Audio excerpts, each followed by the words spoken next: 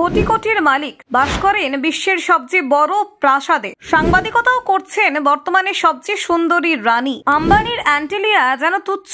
ভারতের সবচেয়ে বড় প্রাসাদ লক্ষ্মী বিলাস প্যালেসের গল্প জানেন কি?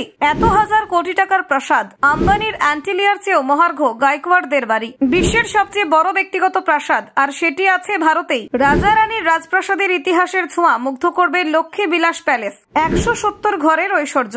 বরোদার লক্ষ্মী বিলাস প্যালেস যেন রূপকথার রাজ্য। চলুন আজ আপনাদের একটু অন্যরকম কাহিনী শোনাবো। ভারতের সবচেয়ে ধনী ব্যক্তি মুকেশ আম্বানির নাম আজ বিশ্বজোড়া পরিচিত। তার বিলাসবহুল জীবনযাপন, ব্যবসায়িক সাম্রাজ্য এবং 15,000 কোটি টাকার অ্যান্টিলিয়া প্রাসাদ নিয়ে আলোচনার শেষ নেই। মুম্বাইয়ের আল্টামাউন্ট রোডে অবস্থিত এই অট্টালিকাটি বিশ্বের অন্যতম ব্যয়বহুল বাড়ি হিসেবে খ্যাত। কিন্তু জানলে বিষয় হবে, ভারতের মধ্যে এমন একটি প্রাসাদ রয়েছে যার আয়তন ঐতিহ্যের সামনে অ্যান্টিলিয়া যেন নগণ্য। সেই প্রাসাদই হলো গুজরাটের বরোদায় অবস্থিত লক্ষ্মী বিলাস প্যালেস। লক্ষ্মী বিলাস প্যালেস কেবল ভারতের নয়, বিশ্বের বৃহত্তম ব্যক্তিগত প্রাসাদ হিসেবেও স্বীকৃতি পেয়েছে। প্রায় 3,04,92,000 বর্গফুট এলাকা জুড়ে দাঁড়িয়ে থাকা এই প্রাসাদের মহিমা অতুলনীয়। তুলনা করলে দেখা যায়, অ্যান্টিলিয়া যেখানে মাত্র 48,780 বর্গফুট জায়গা জুড়ে তৈরি, সেখানে লক্ষ্মী বিলাস প্যালেস প্রায় 600 গুণ বড়। এমনকি লন্ডনের বিখ্যাত বাকিংহাম প্যালেস, যা 8,29,000 বর্গফুট জুড়ে তৈরি, তার চেয়েও বহুগুণ বেশি বিস্তৃত বরোদার এই প্রাসাদ। এই বিশাল প্রাসাদের মালিক গুজরাতের ঐতিহ্যবাহী গায়কওয়াড় রাজ পরিবার। একসময় বরোদায় রাজত্ব করতেন তারা।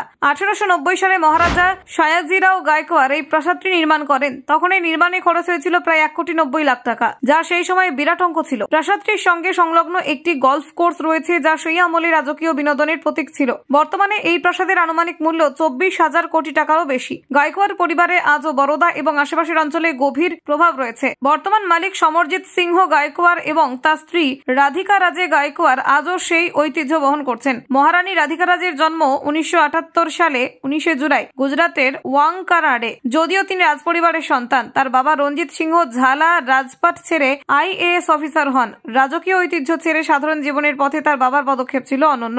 রাধিকা রাজে পড়াশোনা শেষ করে পেশাগত জীবনে শুরু করেন সাংবাদিকতা দিয়ে। 3 বছর সাংবাদিক হিসেবে কাজ করার পর 2002 সালে তার বিবাহ হয় বরোদার মহারাজা সমরজিৎ সিংহ গায়কওয়াড়ের সঙ্গে। বিয়ের পর থেকে তিনি রাজপরিবারের দায়িত্ব ঐতিহ্যকে নতুনভাবে তুলে ধরার কাজে যুক্ত হন। অন্যদিকে সমরজিৎ সিংহ গায়কওয়াড় রাজপরিবারের একমাত্র উত্তরাধিকারী। তার বাবা ছিলেন রাজা রঞ্জিত সিংহ প্রতাপ সিংহ গায়কওয়াড় এবং মা রানী শুভাঙ্গিনী রাজে। 1967 সালে 25 এপ্রিল জন্মগ্রহণ করেন সমরজিৎ। 2012 সালে বাবার মৃত্যুর পর তিনি বরোদার রাজা হিসেবে অভিষিক্ত হন। তার রাজ্যাভিষেক উপলক্ষে অনুষ্ঠিত হয় এক বিশাল উৎসব, যেখানে রাজ্য জুড়ে আনন্দের সঞ্চার হয়। তবে রাজা হওয়ার আগে থেকেই সম্পত্তি নিয়ে পারিবারিক বিবাদ শুরু হয়েছিল। তার বাবা এবং কাকার মধ্যে লক্ষ্মী বিলাস প্যালেস এবং অন্যান্য সম্পত্তির মালিকানা নিয়ে দীর্ঘদিন ধরে আইনি লড়াই চলেছিল। অবশেষে 2013 সালে আদালতের রায়ে সমরজিৎ একমাত্র বৈধ মালিক হিসেবে স্বীকৃতি পান। Bureau report, Bangla digital TV.